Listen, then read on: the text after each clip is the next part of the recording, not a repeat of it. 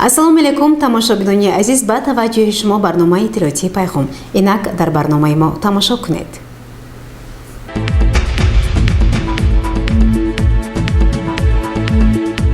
хизмати аскарӣ қарзи муқаддаси шаҳрвандӣ ба шумор меравад. Дар асоси фармони президенти ҷумҳурии Тоҷикистон, сарфармондеҳи олии қувваҳои мусаллаҳ муҳтарам Эмомалӣ Раҳмон аз 1 октябри соли равон маъракаи даъвати тирамоҳӣ ба сафи артиши миллии кишвар оғоз ёфт. Аз маросими гусели аввалин гурӯҳи ҷавонони шаҳри Панҷакент ба хизмати модарватан хабарнигорони мо гузориш медиҳанд. Мутаваҷҷеҳ бошед. با مقصد اجرای فرمان پرزیدنت جمهوری تاجیکستان از 3 سپتامبر سال 2022 تحت رقم 451 درباره به احتیاط رخصت دادن خدمتچیان حربی که مهلت مقرر گردیده خدمت حربی را ادا نمودند و دعوت نوبتی شهروندان سالهای تولد 1995 و 2004 جمهوری تاجیکستان به خدمت حربی سنه 3 اکتبر سال روان مراسم گسیل اولین گروه جوانان شهر پنجکند به صف قوه‌های مسلح جمهوری تاجیکستان برگزار شد. این مراسم با شکوه همچون رمز افتخار وطنداری در پایه پرچم دولتی جمهوری تاجیکستان در میدان شاه اسماعیل سامانی دایر گردید. جمع آمدی با شکوه به این مناسبت با صدا دادن سرود ملی جمهوری تاجیکستان آغاز یافت.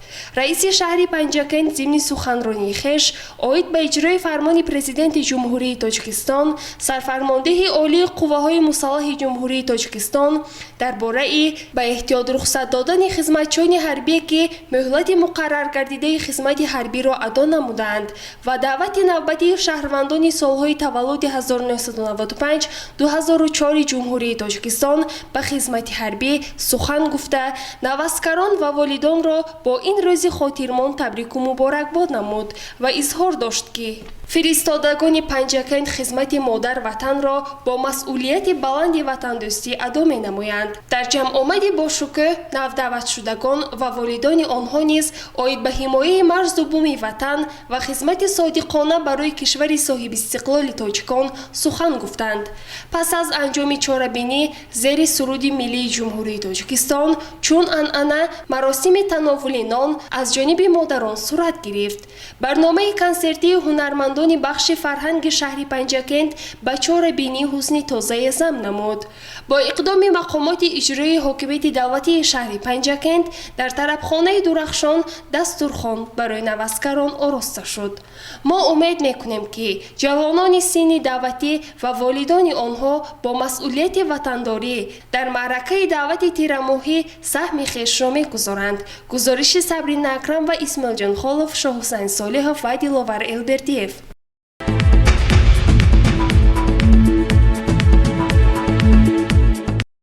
امروزها در سرتاسر کشور برای سزاوار پیشواز گرفتن 35مین سالگرد استقلال دولتی جمهوری تاجیکستان کارهای آبادانی و سازندگی با مرام ادامه دارد.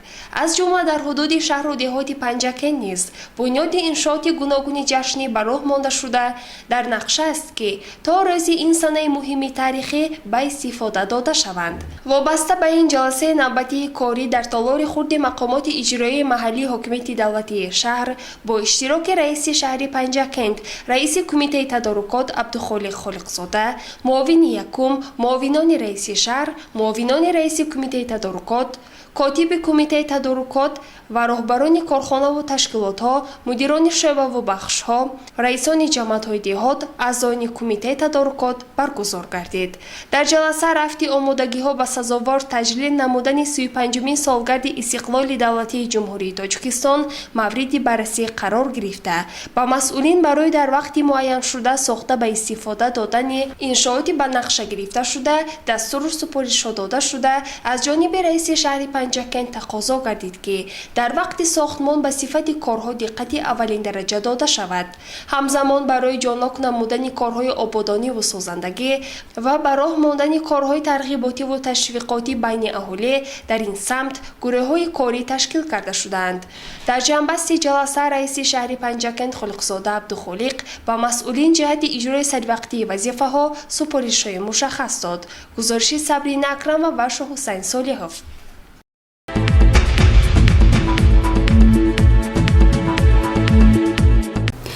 дар маҷлиси ҳафтавори назоратӣ ки таҳти роҳбарии муовини якуми раиси шаҳри Панҷакент Муҳаммад Содир Сафарзода баргузор шуд, иҷрои дастуру супоришҳо таҳлилу баррасӣ гардида, нақшаю вазифаҳо барои ҳафтаи нав муайян шуданд. дар талори хурди мақомоти иҷроии маҳаллии ҳокимияти давлатии шаҳри Панҷакент ҷаласаи ҳафтавори назоратӣ таҳти роҳбарии муовини якуми раиси шаҳр Муҳаммад Содир Сафарзода баргузор гардид ки дар он масъалаҳои муҳими шаҳру шаҳрдорӣ мавриди баррасӣ қарор гирифт. дар ҷаласа нахуст иҷрои супоришҳои ҳафтаи гузашта баррасӣ гардида, ҳисоботи масъулин оиди ин масъалаҳо шунида шуд. ҳамчунин муовини аввали раиси шаҳри Панҷакент оиди масъалаҳои даъвати тирамоҳии ҷавонон ба сафи қувваҳои мусаллаҳи ҷумҳурии Тоҷикистон, обуна ба матбуоти даврӣ, таъмини аҳолӣ бо оби нӯшокӣ, кишти такрорӣ, омодагӣ ба давраи тирамоҳу зимистонгузаронии солҳои 2022-2023, рафти сохтмони иншоотҳои ҷашнӣ, иҷрои нақшаи андоз, иҷрои қонуни ҷумҳурии Тоҷикистон дар бораи танзими анъана ва ҷашну маросимҳо, эродҳои ҷиддии худро баён дошта, ҷиҳати рафъи камбудиҳо супоришҳои мушаххас дод. маҷлиси ҳафтавори назоратиро муовини якуми раиси шаҳр Муҳаммад Содир Сафарзода ҷамъбаст намуда, аз масъулони тамоми соҳаҳо даъват ба амал овард, вазифа ва супоришҳоро бо дарки баланди масъулият иҷро намоянд. гузориши Сабрина Акрамова ва Исмоилҷон Холов.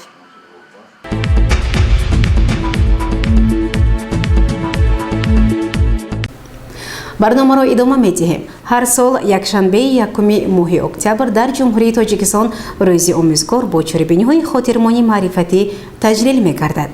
ба муносибати рӯзи омӯзгор дар кохи Лоиқ Шералӣ ҷамъомади бошкӯҳ ва барномаи фарҳангиву адабӣ баргузор гардид. дар кӯхи лоиқи шаҳри Панҷакент бахшида ба рӯзи омӯзгор чорабинии идона бо иштироки намояндагони мақомоти иҷроияи ҳокимияти давлатии вилояти Суғд ва шаҳри Панҷакент ва кормандони соҳаи маориф баргузор гардид. нахуст намояндаи мақомоти иҷроияи ҳокимияти давлатии вилояти Суғд, сармутахассиси бахши таълимии раёсати маорифи вилоят Таҳмина Фозилова сухан гуфт. мавсуф паёми шодбошии раиси вилояти Суғд Раҷаббой Аҳмадзодаро қироат намуда, пиромони кору фаъолият ва заҳматҳои омӯзгорон ибрози андеша кард. сипас муовини раиси шаҳр Парвина Нақибӣ паёми табрикотии раиси шаҳри Панҷакент Абдухолиқ Холиқзодаро ба самъи ҳозирин расонда, дар бораи бурду бохти кормандони соҳаи маорифи шаҳри Панҷакент изҳори назар карда, барои боз ҳам ҷонноктар ба роҳ мондани сатҳи таълиму тарбия ба омӯзгорон барору муваффақият орзу намуд. дар ҳақиқат месазад ки мо ҳамеша бо мақсади арҷ гузоштан ба кӯшишу заҳматҳои омӯзгорон пайваста эҳтиромашонро ба ҷо оварда дастгиру ёварашон бошем, зеро омӯзгор дар зиндагии ҳар яки мо нақши муҳим дошта, чашмамонро бино, дастамонро гиро, забонамонро гӯё ва ақлу заковатамонро қавӣ месозад. пешрафту муваффақияти мо барои неку зистан бе омӯзгор тасаввур нопазир аст. маҳз ҳамин шахсиятҳои бароиманду мӯътабаранд ки имрӯз ҳар яки мо дар соҳаҳои гуногун кору фаъолият дорему ҳаёти осудаву осоиштаи хешро сипарӣ намуда истодаем. яъне ҳар як муваффақияти мо аз муваффақона ба роҳ мондани таълиму тарбияи устодонамон аст.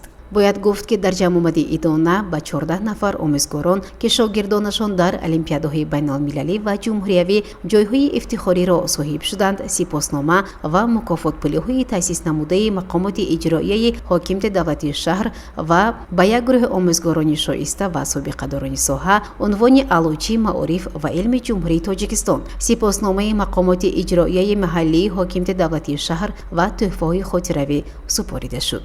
ҷамъомади идона бахшида ба рӯзи омӯзгор бо барномаи ҷолиби таҳия намудаи муҳассилини мактабҳо анҷом ёфт.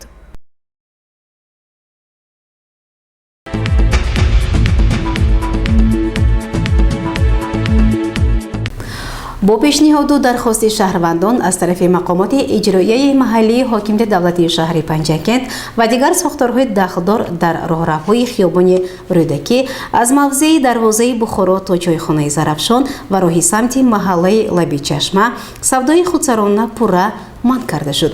идомаи ин мавзӯъ дар гузориши дигари барнома. солҳои охир яке аз масъалаҳои мураккаб дар шаҳри Панҷакент ташкили бозори кӯчагӣ ва дар атрофи бозори марказии шаҳри Панҷакент ва аз мавзеи дарвозаи Бухоро то наздикии چایخانه زرافشان که اساساً شهروندان به فروش محصولات مشغول بودند حل خود را نیافت. از طرف مقامات اجرایی محلی حاکمیت دولتی شهر پنجکین شخصاً با سپارش رئیس شهر عبدالخالق خالقزاده در همکاری با رهبریت شعبه وزارت کارهای داخلی جمهوری تاجیکستان در شهر پنجکین و دیگر نهادهای مربوطه جهت پوره از بین برداشتن سودای کوچگی در راهروهای خیابان رودکی و مخصوصاً راه سمت محله لب چشمه عملی گردید. با این مقصد معاون رئیس شهر پنجکین نقیبی پروینه، مدیران شعبه و بخش‌های دستگاه رئیس شهر، کارمندان مسئول ساختارهای مربوطه از جمله شعبه وزارت کارهای داخلی جمهوری تاجیکستان در شهر پنجکین، بازرسی دولتی اتومبیلی شهر پنجکین برای پوره از بین بردن سودای کوچگی در این موضوع کارهای مشخص را انجام دادند. آنها پیش از همه دکانهای خوشساخت و دیگر تجهیزاتی را که برای تجارت در اینجا نصب شده بود برداشتند و جهت تازه و زیبا ساختن این کوچه تدبیرهای ضروری عملی گردید.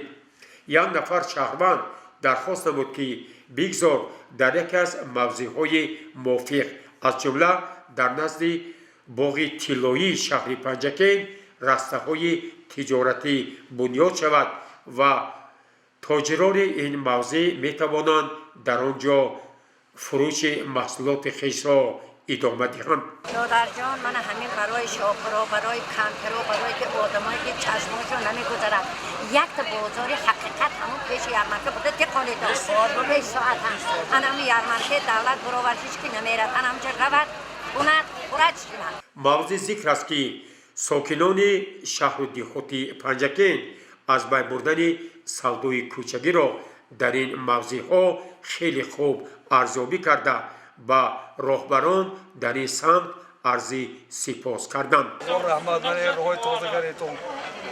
اون خدا باشه من با هزار آدم میگذره چیز میکنه یک جای آزاده تازه که زیبا میشه. بسیار یک موسیقی خانه بود چی بود. آز اولی جناب هزار رحمت شما با. پس از پوره از بین برداشتن دکان و پیشتخته‌های خودساخت از طرف کارمندان کارخانه دولتی فرع خواجگی منزلی کمونالی خدمات آتش‌نشانی شهر پنجکین این کوچه پوره آب زده و از همه گونه پرتوها تازه کرده شد که واقعاً به یک مکان زیبا تبدیل یافت. ناگفته نماند که کارمندان بازرسی دولتی اتومبیلی شهر پنجکین رانندگان را آگاه نمودند که در صورت در این راه نگاه داشتن یا به تجارت مشغول شدن نسبت آنها از روی قانونهای عمل کننده جمهوری تاجیکستان چاره‌های ضروری اندیشیده می شود. معاون سرور مؤسسه تحصیلات میانه عمومی رقم 29 شهر پنجکین این تدبیر را خیلی مهم ارزیابی کرد. رجب و شرافت جانشین دیرکتوری مؤسسه تحصیلات میانه عمومی رقم 29 شهر پنجکین. من از حکومت شهر پنجکین خیلی هم منادار هستم که من امروز خوانندگان مکتب ما آزادانه به مکتب میبیان راه تازه شد. همه من اینجا شخصیت هایی که در اینجا فروشندگی میکردن همه آنها رو از اینجا برداشتن و ما خیلی خرسند هستیم که با داد ما رسیدن امروز، چون سالهای طولانی همین بازار در همینجا وجود داشت و هیچ کس یگان کس برداشتن نمیتونست. من امروز به مقصد خود رسیدیم. واقعا از بین برداشتن دکان‌های خودساخت، پیشتخته‌ها و تشکیل سودای کوچگی حسن شهر باستانی ما را کاسته کرده بود. پس از اندیشیدن تدبیرهای ضروری واقعا در خیابان رودکی و راه سمت محله لب چشمه ترتیب و نظام جاری گردید و مردم میخواهند که باید شهر باستانی پنجکین که واقعا به یک مکان دوست داشته مردم، مهمانان و سیاحان تبدیل یافته است، باید با معیارهای شهرداری زمانوی و بین المللی مطابق باشد.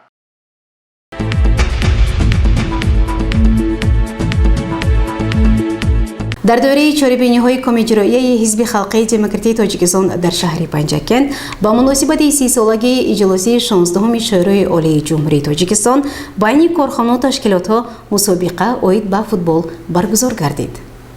مسابقه فوتبال خرد که با ابتکار کمیته اجرایی حزب خلقی دموکراتی تاجیکستان در شهر پنجکند در همکاری با مقامات اجرایی حکومت دولتی شهر با افتخار 30 سالگی اجلاسی 16 شورای عالی جمهوری تاجیکستان با اشتراک 16 دسته دوام یک هفته که برای دریافت جام کمیته اجرایی حزب خلقی دموکراتی تاجیکستان در شهر پنجکند ادامه یافت جنبست گردید. چطور چند پیش طریق وسایل اخباری عامه اطلاع دادیم کمیته اجرایی حزب خلقی دموکراتی تاجیکستان در شهر پنجکند میان کارخانه و تشکیلات نوابسته از شکل مالکیت جوانان و نورسان مسابقه فوتبال خرد را اعلان داشته بود. در جنبسته مسابقه معاون رئیس کمیته اجرایی حزب خلقی دموکراتی تاجیکستان در شهر پنجکند همزیر زمان و سخن نموده اوید به نقش ورزش برای راه اندازی طرز حیات سالم، جلب جوانان به تربیت جسمانی و ورزش، ترغیب بازی فوتبال، مستحکم نمودن رشته دوستی بین جوانان و نورسان ابراز نظر نمود.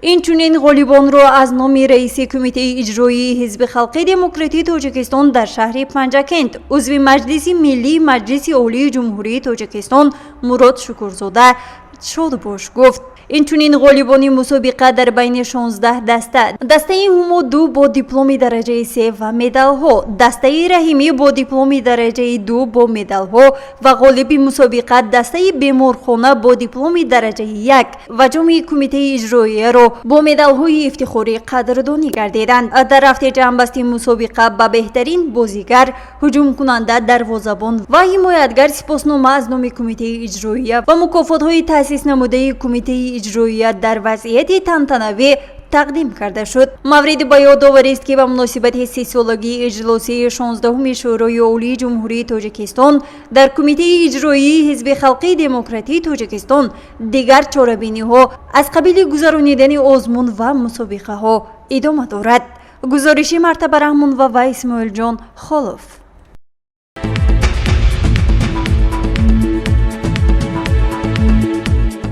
بینندگان گرامی، حالا باشد با یک اعلان متوجه باشید. همدیاران ارجمند، بیمارخانه مرکزی شهر پنجکند از شما احترامانه خواهش می نماید که سنه‌های 5 اکتبر سال روان از ساعت 7:30 تا ساعت 18 و سنه 6 اکتبر سال جاری از ساعت 7:30 تا ساعت 16 بخشیده برای دونر در سبقت خونسپاری فعالانه اشتراک نمایید. خواهشمندان برای سپاریدن خون می توانند به حجره نگهداری خون و جزهای آن واقع در بینای بیمارخانه مرکزی شهر پنجکند مراجعت نمایند. تلفن ها برای معلومات بیشتر 92 780 97 00 و 92 710 36 45. باری دیگر رقم های تلفن را تکرار می کنم 92 780 97 00 و 92 710 36 45. ما نباید فراموش کنیم که خون هر یک انسان می تواند کسی را از مرگ نجات دهد. بیماران به خون محتاج و طبیبان از مدد شما قبلا سپاسگزارند.